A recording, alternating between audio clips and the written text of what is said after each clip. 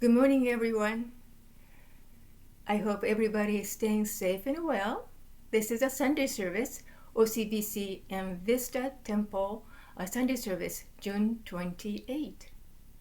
Today, we are delighted to have the special speaker. The name is Mr. Jim Pollard, OCBC Minister's Assistant. He is going to give you a Dharma message. First, join me Gasho, please, and then we're going to chant a Sambutsuge together. Namo Amida Butsu Namanda Butsu Namanda Butsu Namanda Butsu Namanda Butsu Namanda Butsu Namanda Namanda Butsu Namanda Butsu Namanda Butsu Namanda Butsu Namanda Butsu Namanda Butsu Namanda Butsu Namanda Butsu Namanda Butsu Namanda.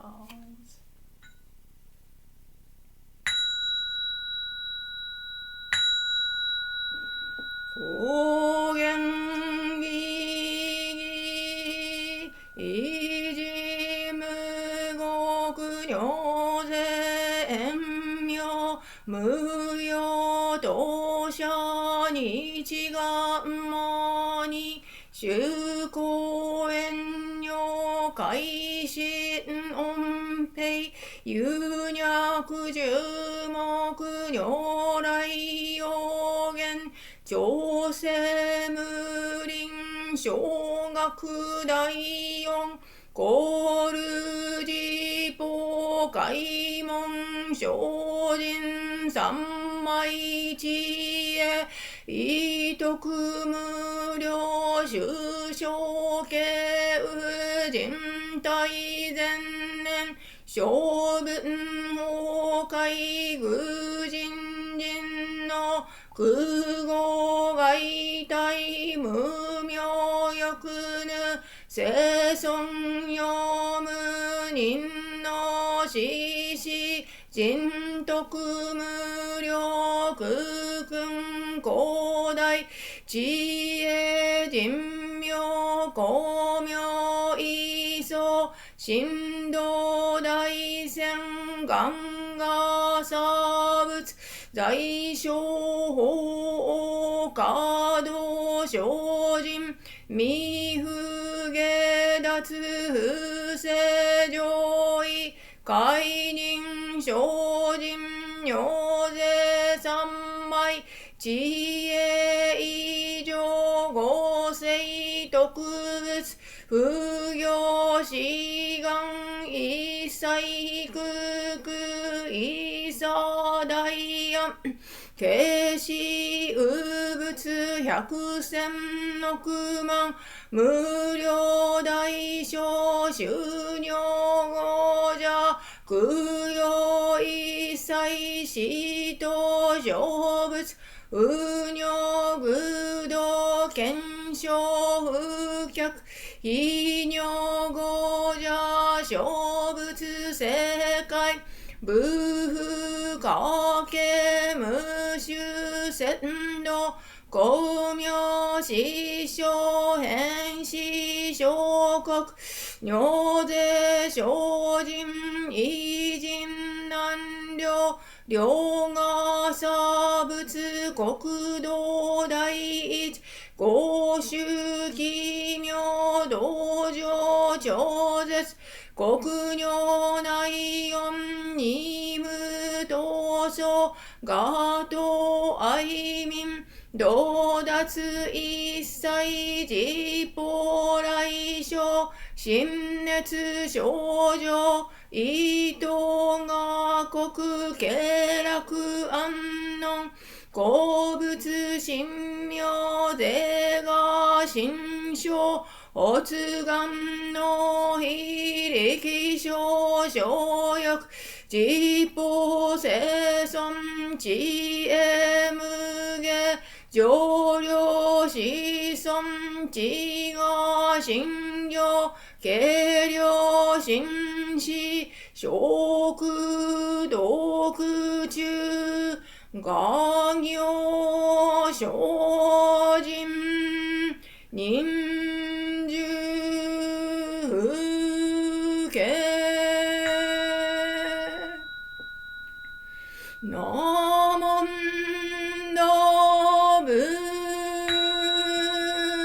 나만다브 나만다브 나만다브 나만다브 나만다브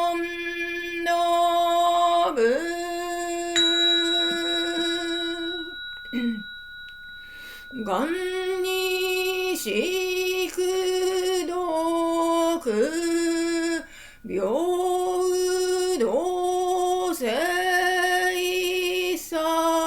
묘도세이사이 노음 보다이심 오의조의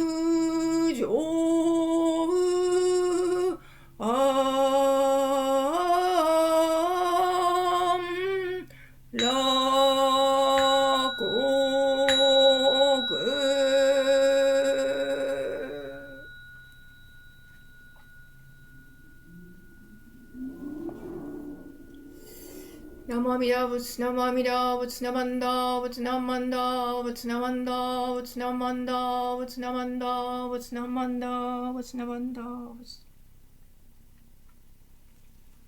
Namanda Vutnamanda Vutnamanda Vutnamanda Vutnamanda Vutnamanda.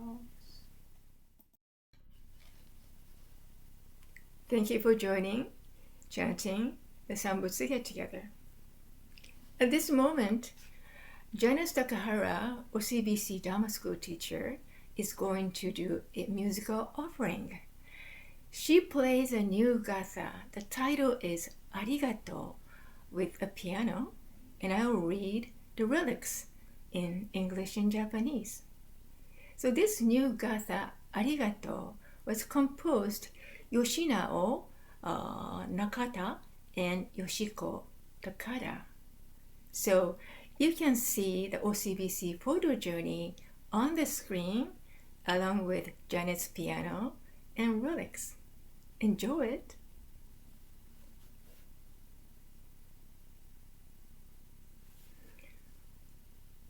For Amida's love and compassion we receive, my heart overflows with arigato. Arigato, flowers here, flowers there. Rainbows, colors make me day warm with happiness. Arigato, birds are singing. Listen to the melodies, vigorous and full of life. Arigato, arigato, let us live every day with arigato, and with one voice offer our thanks. For Amida's smile, like a beacon guiding us, my heart overflows with arigato. Arigato, friends, so dear, friends too true. Thank you for this day, which we share so happily. Arigato, rays of sunshine, thank you for the light that shines brightly on my Dharma path. Arigato, arigato, for each day's precious moment.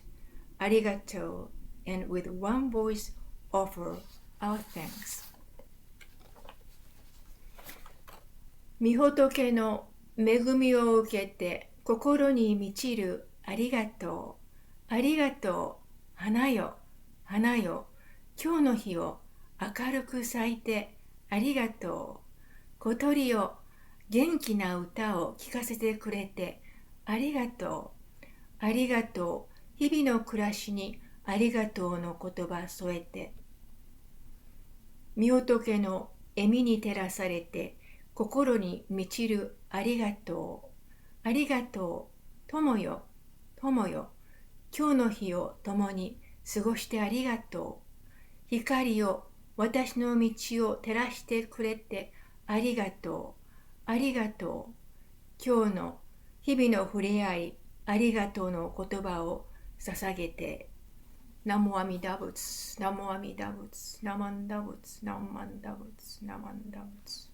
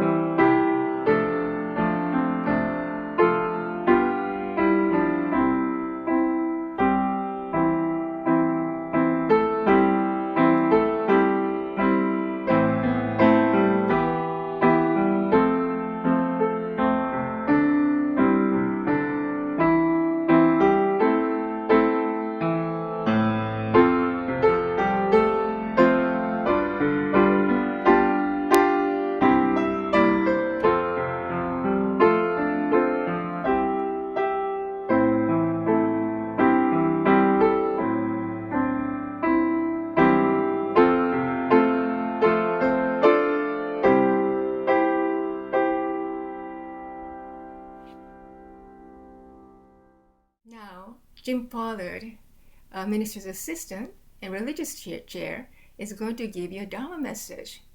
The title is Beyond Hope, to live in Samsara but not be bound by it.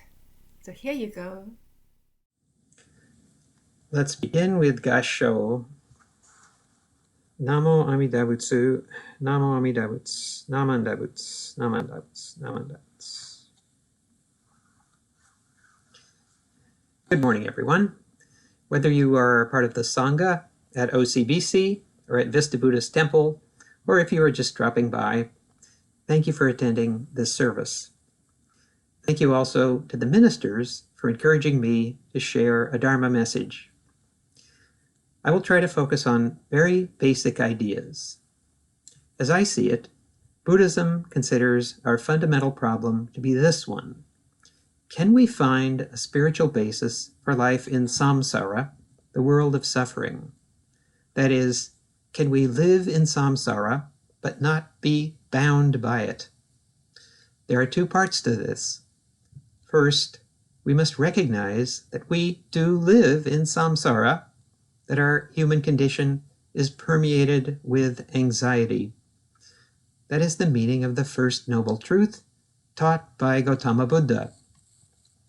The human condition is unsatisfying. We hear what he taught, but do we feel it in our bones? Perhaps recent events have opened us more to that possibility. The second part that I alluded to is this. Recognizing that our fundamental condition is anxiety, can we find a way of not being bound or trapped by it? That is what the teachings of Buddhism are aimed at doing. The path presented there shows how to find a spiritual basis for life in samsara. I will come back to what that might mean after a bit. First, I think it's advisable to consider the main topic for today, and that topic is hope. Are you beyond hope? Am I beyond hope? It's a phrase we sometimes hear in connection with a negative situation, such as a terminal illness. Or it might be used to describe a person who, in our estimation, is clearly lacking in common sense. I want to suggest that to seek the way in Shin Buddhism is to be beyond hope.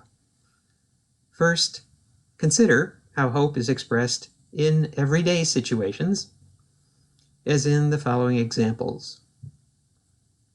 I hope to visit Japan again. I would enjoy spending time in Japan again someday. My wife and I have had wonderful experiences there, and we would certainly like to go back. Hope, in this context, is an expression of my desire for future enjoyment. I hope to recover from my injury soon. If, hypothetically, I were injured, I would want my current suffering to end. I remember what it was like to be healthy, and I wish that I could feel that way again. I yearn for a future in which I will be free of suffering. In a political context, the single word, hope, next to the image of a candidate, can express the aspiration for social change. Another example from politics is this. We have hope for the future. Or, on the contrary, the national situation is hopeless. We hold opinions about the direction the country is taking and whether we see that direction as favorable or unfavorable. In these examples, hope is based on a distinction between good and bad outcomes. It arises from dualistic values. If my hopes are realized, then I will feel satisfaction. If my hopes are not realized, well, then I will feel regret.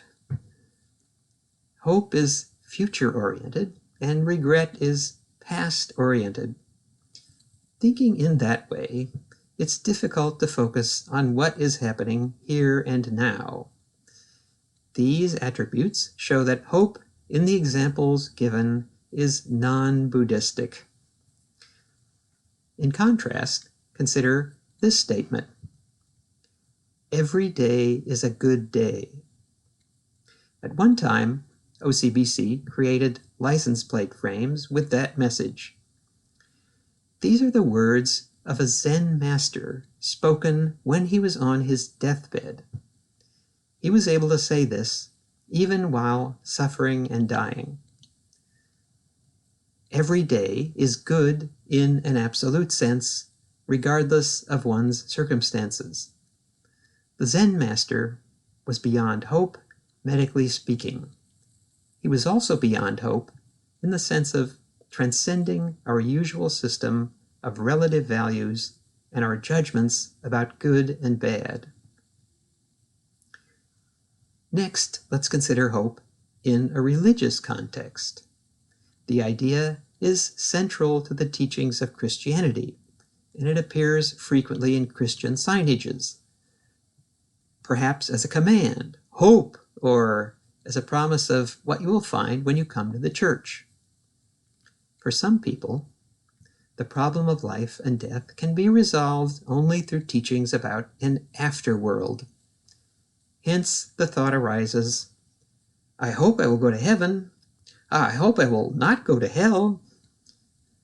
This is the religion of hope for many people. How about an idea that is more Buddhistic? I hope to have a favorable rebirth. The cycle of death and rebirth is a fundamental principle in Indian religion, going back centuries before the time of Gautama Buddha. The idea of cyclic existence causes confusion for Westerners because it's just not part of their cultural DNA. However, please bear with me. Undoubtedly, the Buddha saw death and rebirth in Samsara as the basic condition of an unawakened life. But did he teach that we should hope for a favorable rebirth? That has been the view of many Buddhists throughout history. They hope to be reborn as heavenly beings or as humans, rather than as hungry ghosts, animals, or hell dwellers. To hope for a favorable rebirth is to think that the problem of life and death will be resolved not in the present life, but in the distant future. Religions that teach hope are generally aimed at a future existence. But as I see it, the path taught by Gautama should not be counted among them. Rebirth in samsara is not the aim of his teaching. Rather, one aspires to become an awakened person, a Buddha, and thereby to be liberated from the cycle of death and rebirth, just as Gautama was liberated. Here is how he describes his awakening. A vision of true knowledge arose in me thus. My heart's deliverance is unassailable. This is the last birth. Now there is no more rebirth.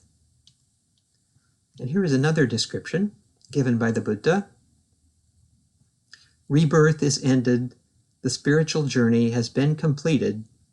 What had to be done has been done. There is no return to any state of existence. The Buddha has put an end to the mentality of death and rebirth.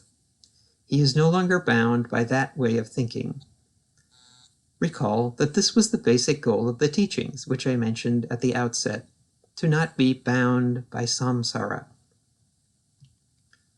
Shinran, founder of our tradition, Jodo Shinshu, was faithful to the spirit of Gautama's teaching. Accordingly, Shin Buddhist awakening means to resolve the problem of life and death here and now without relying on a hoped-for future existence.